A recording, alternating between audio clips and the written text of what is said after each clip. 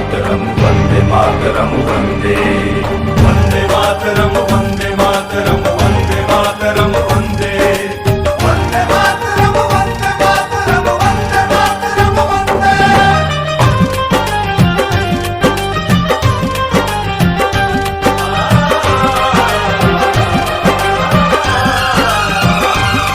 मेरा रंग दे बसंती चोला था भगत सिंह ने बोला, जब भड़का क्रांति का सोला आसन दुश्मन का टोला।